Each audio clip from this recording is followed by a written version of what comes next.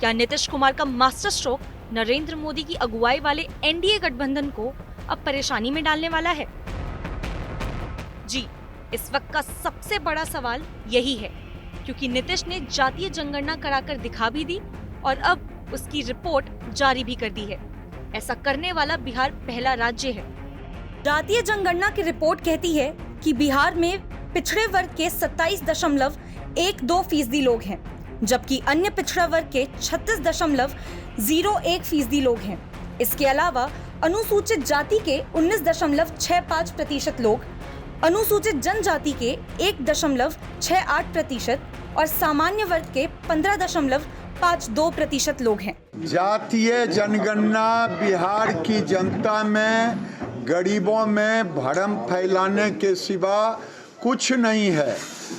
इन्हें तो report card देने चाहिए थी कि 33 साल 18 साल नीतीश बाबू और 15 साल लालू यादव, ये दोनों ने मिलकर राज किया और गरीबों को क्या उद्धार किया, कितने लोगों को नौकरी दी, कितने लोगों की हालत सुधरी, ये रिपोर्ट कार्ड होनी चाहिए थी। अब ये रिपोर्ट कार्ड जातीय जनगणना का देकर के लोगों में भ्रम के सिवा और कुछ नहीं।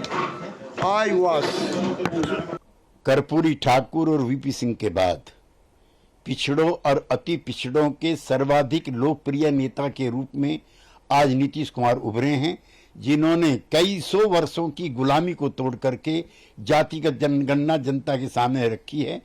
आज साबित हो गया कि वो 63% हैं। उसमें भी इन्होंने पिछड़ों और अति पिछड़ों का बंटवारा किया है, जो रोहिणी कमीशन नहीं कर पाया। हम आज के दिन नीतीश कुमार को सैल्यूट करते हैं और चाहते हैं कि पूरे देश में घूम घूम करके वो जनता को आंदोलित करें, ताकि हर राज्य को जातिगत जनगणना करानी पड़े। और ये अगले चुनाव के लिए एजेंडा भी तय हो गया है। इस रिपोर्ट के आने के बाद सियासत शुरू हो गई है। बीजेपी के नेता इसे भ्रामक रिपोर्ट बता रहे हैं, तो जेडीयू और आरजेडी के समेत विपक्ष के कई नेता इसे जरूरी रिपोर्ट बताते हुए अपनी पीठ ठोक रहे हैं। सब कुछ तैयारी हो गई है और जब तैयारी हो गई थी तो उसके बारे में पूरी जानकारी दी गई, बन करके तैयार है। अब उसको लागू करना है। आप जानते हैं ना कि जब 8 से शुरू किया 12 तक हम लोगों ने किया, अब 12 के बाद से जब भी हुआ है हमने बुलाया था राष्ट्रपति में, तो तीनों बार, तीसरी बार भी हम इनको ही बुलाया, हम इनको ही फोन किए कि आइए, तो वही शायद जो डेट दे रही है तो उसी दिन शुरुआत हो जाएगी। हम लोगों ने कम समय में सरकार बनने के बाद ही कम समय में हम लोगों ने जानकारी इकट्ठा भी की है और आज ऐतिहासिक दिन पर जो है ऐतिहासिक काम जो है हम लोगों ने किया है, जारी भी किया है। बिहार की जातीय जनगणना की रिपोर्ट क्या कहती है, इसे सिलसिलेवार तरीके से समझना हो तो ये आंकड़े देख लीजिए। ये सभी आंकड़े जातीय जनगणना से जुड़े हुए हैं, जिसमें धार्मिक और जातिगत आबादी का विवरण है। लेकिन सवाल ये है कि क्या इस रिपोर्ट का कोई चुनावी एंगल है? तो जवाब है हाँ। दरअसल इस रिपोर्ट के जरिए नीतीश ने एक तीर से कई निशाने साधे हैं। नीतीश ने इस रिपोर्ट को जारी कर साबित करने की कोशिश की है कि वो ओबीसी के सबसे बड़े हितचिंतक हैं। ओबीसी के सबसे बड़े हितचिंतक होने की उनकी छवि मजबूत हुई तो इंडिया अलायंस में प्रधानमंत्री पद की उनकी दावेदारी सबसे मजबूत होगी। नीतीश के इस कदम के बाद केंद्र की मोदी सरकार पर दबाव बनेगा कि वो जातीय जनगणना कराए या उस बारे में बात करे। अभी तक बीजेपी के लोग ये कहते थे कि यूपीए सरकार ने और बाद के दौर में कर्नाटक सरकार ने जातीय जनगणना तो कराई, लेकिन रिपोर्ट जारी नहीं की।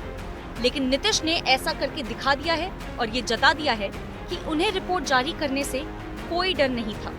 नीतीश के इस कदम के बाद आरक्षण की मांग पर नए सिरे से बहस शुरू हो सकती है, जो मोदी सरकार के लिए सिरदर्द होगी। अभी जो भी प्रावधान है रिजर्वेशन का ओबीसी के लिए, चाहे वो सरकारी नौकरियों में हो, शिक्षा संस्थाओं में हो, वो लगभग 27% के आसपास है। तो अब ये विपक्षी पार्टियां, चाहे आरजेडी हो, जेडीयू हो, कांग्रेस हो, इस तरह की पार्टियां, ये सारी पार्टियां अब इस बात का डिमांड करेगी कि देखिए हिस्सेदारी जितनी होनी चाहिए उतनी हिस्सेदारी दी नहीं गई है। जैसे ही उनके आर्थिक स्थिति का विवरण आएगा और उसमें अगर ये दिखाई पड़ेगा कि ओबीसी की जाति के जो लोग हैं वो अभी भी काफी पिछड़े हैं आर्थिक दृष्टिकोण से, अगर अपर कास्ट के मुकाबले, तो इसके इर्द गिर्द भी राजनीति होगी और ये कहा जाएगा कि आप 3 दशकों के रिजर्वेशन के बाद भी देखिए आज स्थिति उनकी खराब है। तो दोनों कह सकते हैं दुधारी तलवार है, और अब सवाल ये कि एक हथियार मिल गया है विपक्षी पार्टियों को। राहुल गांधी पहले से ही हर रैली में जातीय जनगणना की मांग उठा रहे हैं और कांग्रेस समेत तमाम विपक्षी दलों ने तय कर लिया है कि 2024 के लोकसभा चुनाव में जातीय जनगणना का मुद्दा प्रमुख होगा। जाहिर है नीतीश के कदम के बाद बीजेपी की मुश्किलें बढ़ेंगी, क्योंकि अब आंकड़े सामने हैं और इसकी काट फिलहाल बीजेपी के पास नहीं है। चुनाव आज तक।